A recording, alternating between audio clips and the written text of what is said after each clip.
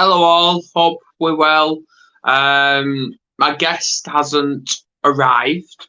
I hope she does at some point. But I just want to hop on because obviously we are supposed to be talking about if you're trapped or have been trapped with someone abusive and what to do. Because obviously when it comes to being trapped with someone, it could be a partner, it could have been an ex-partner, it could be a friend, it could be a family member. Now, obviously, my history is I was abused by my own family.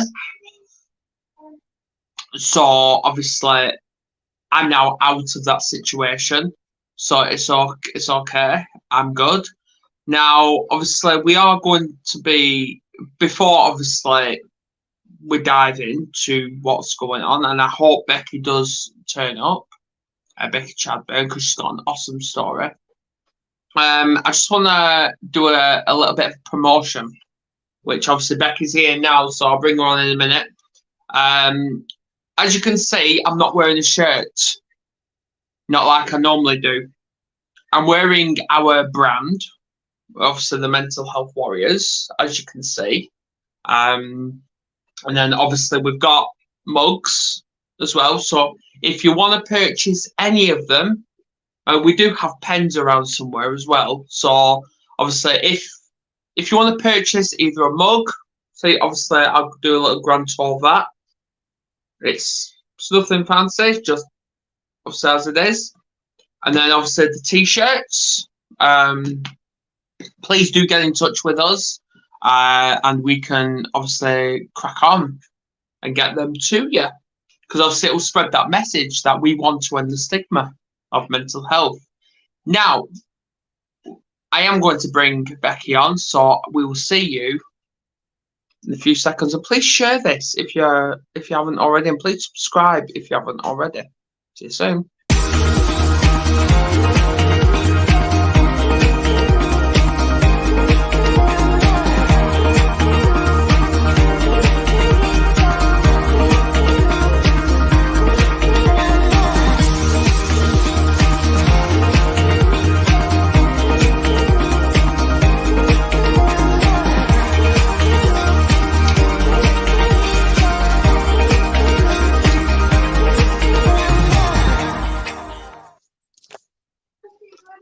Hello, Becky. Hello. Oh my god, I'm proper dying. No, you're not. Can you hear me now? Yeah, I couldn't hear that before. I don't know what's going on. Hang on a sec. Hang on to what for a second? Eh? Oh no, it's just something I always say. Is when someone says to me, hang on to what? Right, but anyway, welcome. Obviously, you love the shirt, don't you? Yeah, it's been. Yeah, yeah, and obviously David Combs, he's the one that created all of this, so thank you for that, and thank you for sharing, everyone. Trapped with an abuser. Now, obviously, I was just saying that it doesn't have to be just a partner you can be trapped with that's abusive. It can be anyone. It can be a friend, it can be a family member. So we want to get your story about that, when you was trapped with someone abusive. So, floor's yours. I have to be careful with what I say. Hang on a minute. I think she's froze, guys. Oh, what happened there? We glitched. Yeah, you glitched them. I don't know what happened there. Damn internet. You know, from like parents, brothers, whatever. Can always be family members as well, and even friends. Like, I found myself in a situation recently where I look back and I think, am I displaying signs of being an abuser myself? And that's really hard to admit.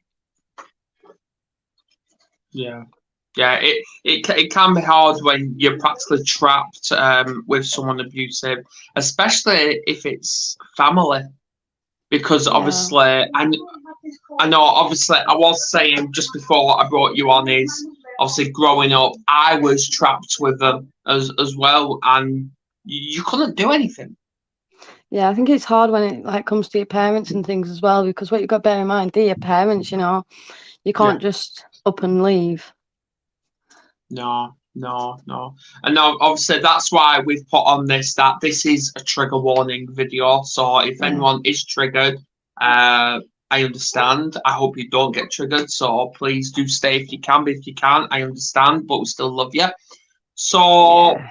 so obviously, how did it all start when it comes to you? Like, obviously, when you get with someone, or even if it's a family, you think everything's all right, and the abuse they caused to you, you thought that was Yeah. acceptable behaviour. Yeah. So it started like when I was 9 years old.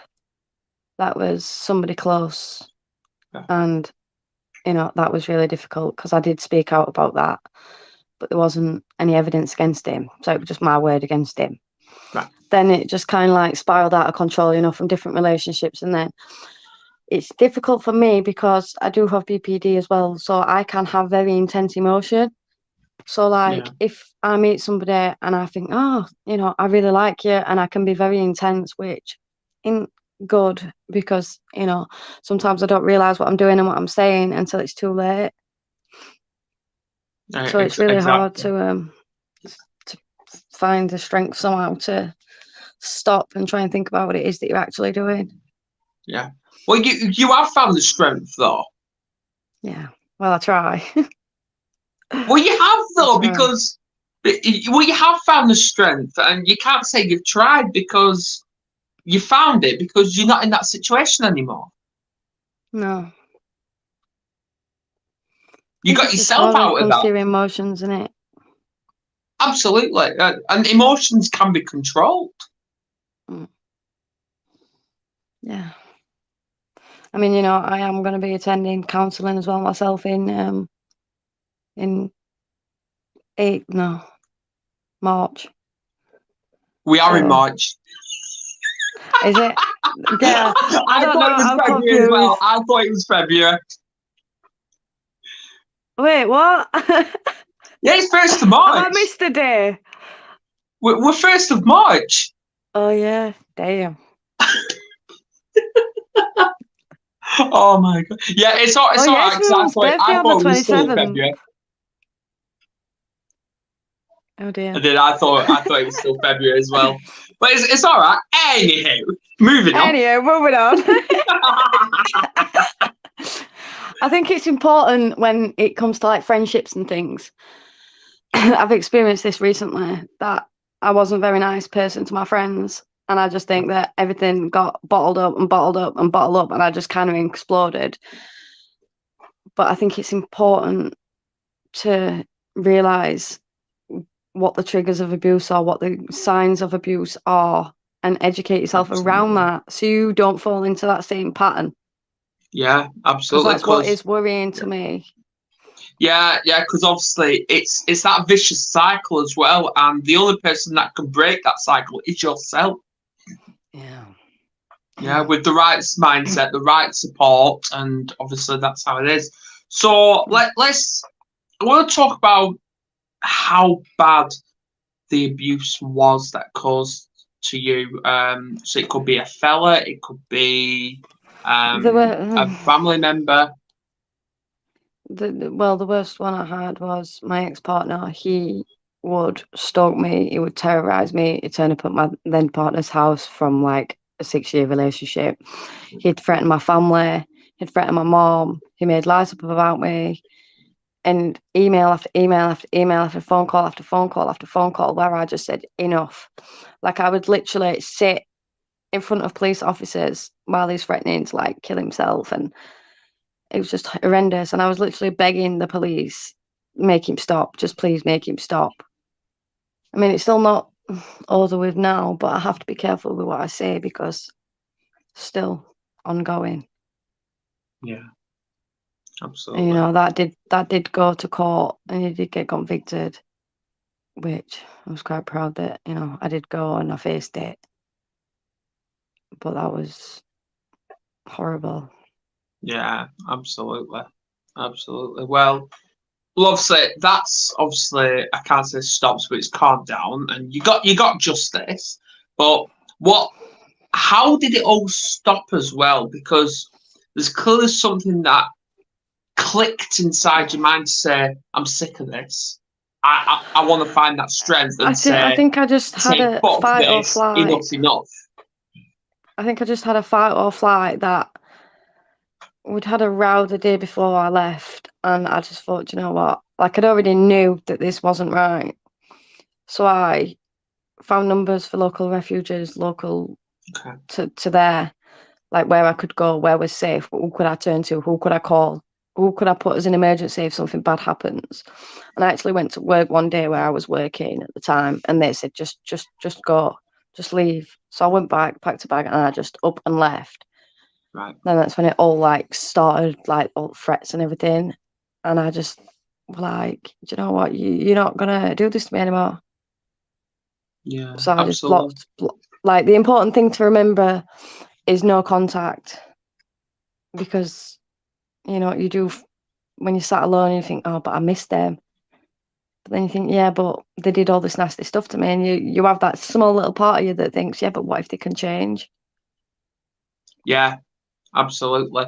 See, I've actually gone 4.5 years without talking to my narcissistic drug addict mother. Mm. 4 years. And you know what? It's the Oh, best decision I ever made was get rid of her. Best yeah. decision ever. It's hard though when it comes to your parents, because they're your parents. No, well, growing up, I actually thought it was all right behaviour when obviously she just stood there watching me getting bullied, beaten, practically on a daily basis by my own family and in school and stuff like that. And I actually, when it actually triggered me to attempt suicide. Yeah. And obviously when I spoke with the police, and because that was the first person I spoke to a few years back, and I basically asked them, "Is that abuse?" Them just standing there, not doing anything, just watching, and they're like, "Yeah, it's Mm. mental abuse." I'm like, "Right, okay, Yeah. so what are you gonna do about it?" They went, "Nothing, because you're out of time." I mean, it's like a few years back. I mean, a while ago now, probably about 10 years ago. I was with a man then that were abusing me as well, and I didn't even realise until there was an altercation of some sort, and I was at my friend's house, and I just said, I can't do this anymore. So I told my doctors that I tried to end my life, and they told me about domestic violence services. So there's one particular day I just went, nah, I can't do this anymore, and I put myself in a refuge. And then the more like groups and work that I did in there, I kind of thought, actually, well, he did do that. He did say that. He did do this to me. So then I kind of had the realization that, yeah, I were abused. And then I was just like, Yeah, boom, kicked at gut. yeah. It's basically it when you're on your own, and it gives you time to just reflect on the situation and the experience. Gives you that opportunity to just think, and that's Yeah, why it is called reflective practice. yeah, And yeah, it is all about fight and flight. But at that point, you was in the fight mode, wasn't you, rather than the flight? yeah. I think I still am in the fight mode, to be honest. No, you're not. No, you're not. No, you're not. No, you're not. And why I say you're not is obviously correct me if I'm wrong, but you've grown since. Obviously, you've stood on stage, you've given out all these poems. Um, you basically spoke to God knows how many people about your story. Yeah, You've shared all these poems with God knows how many people. Obviously, I get them pretty much all the time, and you practically sat here today, basically saying, "Yeah, I was abused. I attempted suicide, but that's in the past. I'm here now. I'm a strong person." yeah. I mean, there is a what's it on?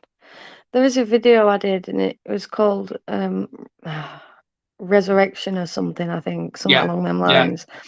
And I said, I fought against my trauma and all those that said I weren't good enough and bullies. And but thing is, you will still always fight, because even if you're to get into a new relationship with someone that is, all right, you're going to find it extremely difficult to even trust that person because you just think in the back of your mind 24/7, yeah, but what if they're going to do this? And you don't, because of people that experience trauma will understand this, is, you think, yeah, but what if I don't judge my own judgment? Because what if I trust my own judgment and then it turns out that I'm wrong again? So I think it's very hard to trust anybody.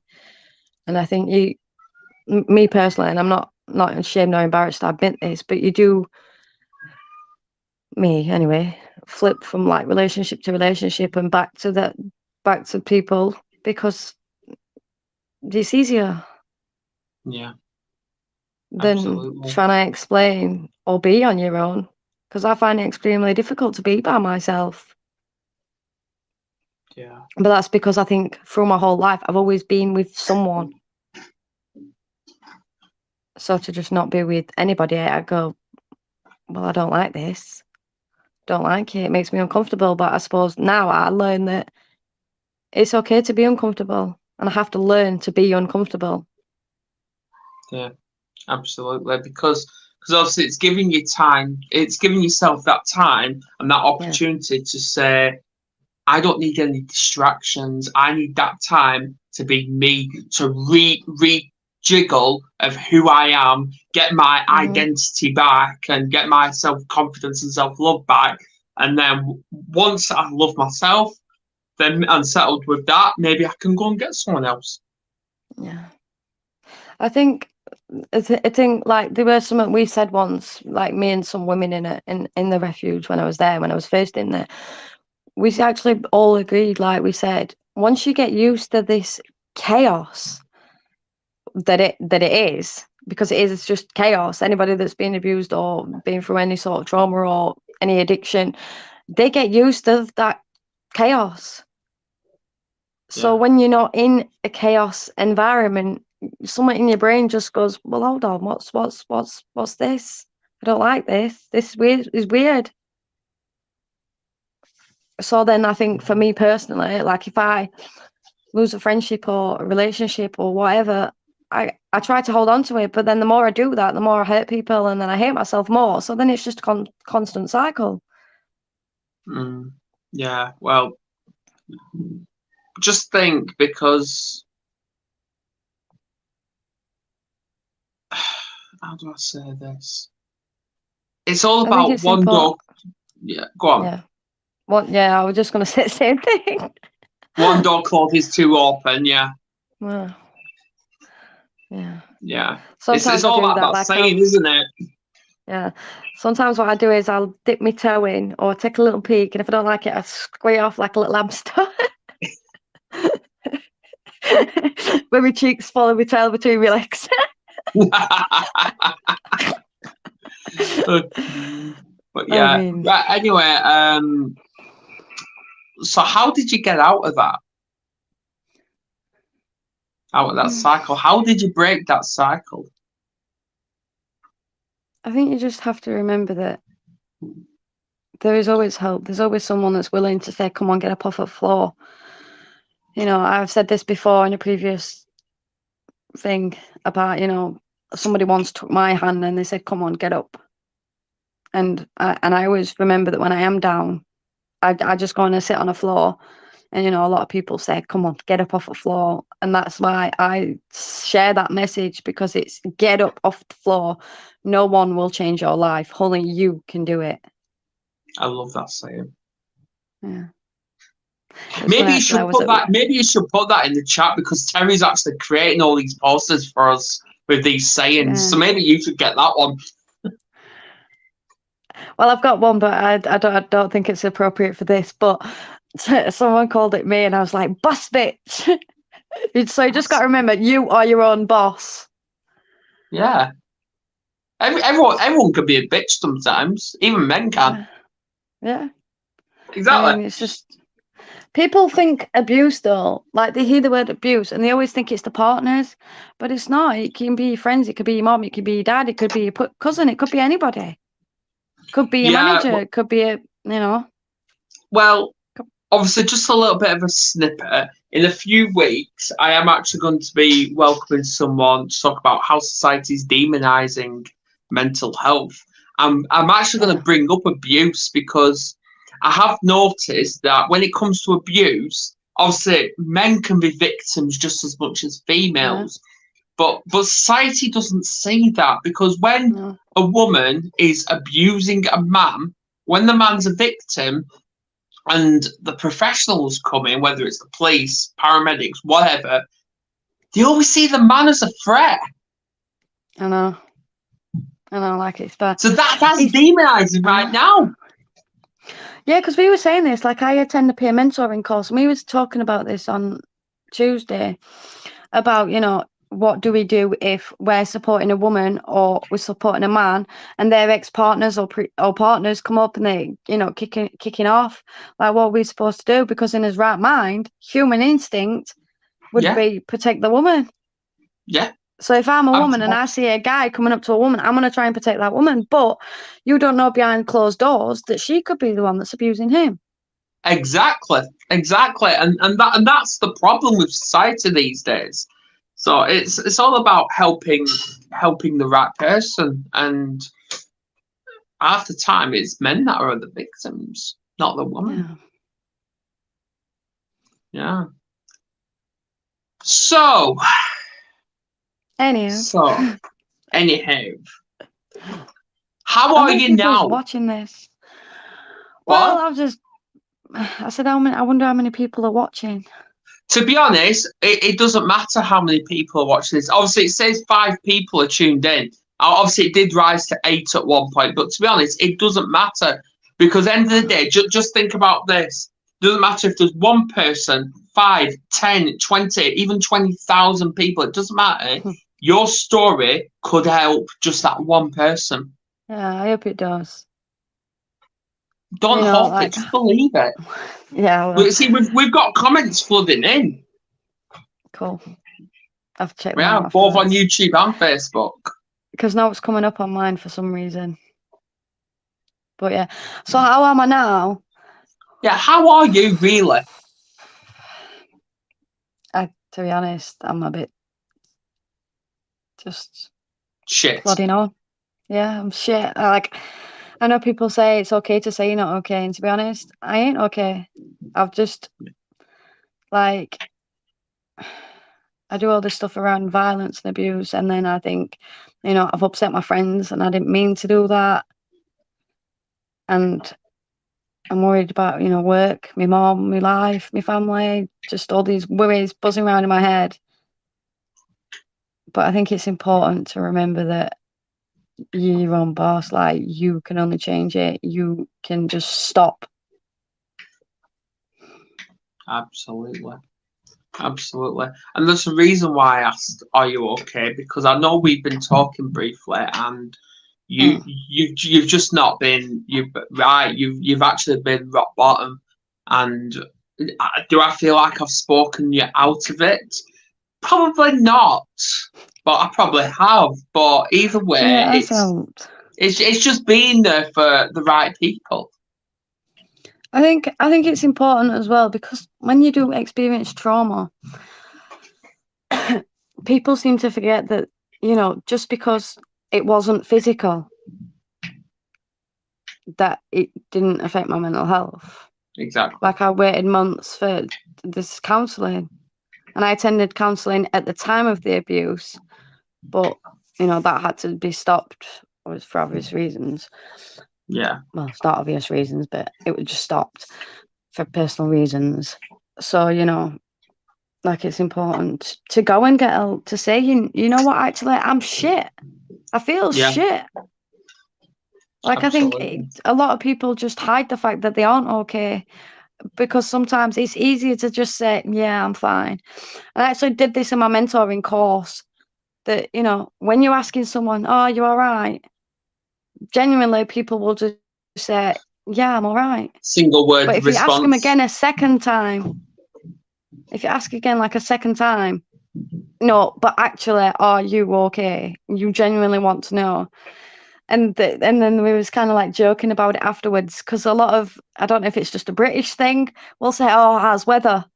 You know, it's important to check again, ask again. Are you actually all right? Absolutely.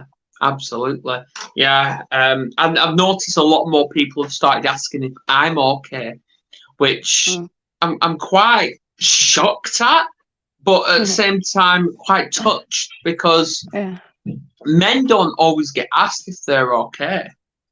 So we're supposed to be expected to be okay, expected to be all these masculine individuals every single day, but we're not. No. We're not. No. Macho. Macho man. But yeah, it is. It's all about that. But yeah, I'm glad you came on today. I really am. And I know we're gonna have to cut this short, because obviously I am gonna need to get some grub and then get ready for uni, which I'm practically setting off in less than an hour. So yeah, I am bringing you back for part 2. I really am, because I think we can talk about a hell of a lot more when it comes to this. Yeah, definitely. Like, or maybe you could start your show finally. Yeah, I mean, I'm not like I don't know. Yeah, I don't know when. You know what I'm like. She's coming up with excuses now, guys. No, no, you know what I'm like. I do. Well, I forget things though. My brain's like. No, it's not. It's like a sponge. I have all this information, and it's just like, well, what do I do with it? How do I channel that energy? You just do but it. Doing you just it go safely. with the flow. You just go it with the flow. That's what I do. That's what the rest of the team do. They just go with the flow. And you never know. You never know how much that podcast may blow up into in a good way, of course. Well, I'm looking at releasing my second book this year. Right. But I'm still trying to think of my title. Okay, what's that about? So it's similar to my first one that I wrote, which was just like the start of the abuse and how I felt and how my emotions, and it was called In Her Words. It was a poetry journal that my friend gave to me, and I started just writing it down, but then I've been writing all through the process to now. So obviously, like, the second one would be like the middle of the story, and then like the final one, because it's a 3-part thing. The final one is going to be, what happens next? Is she finally going to make it? Maybe, and this is just a solution. This is just an idea. Maybe if it's in the middle and you're basically still in that cycle, maybe you could call it Trapped.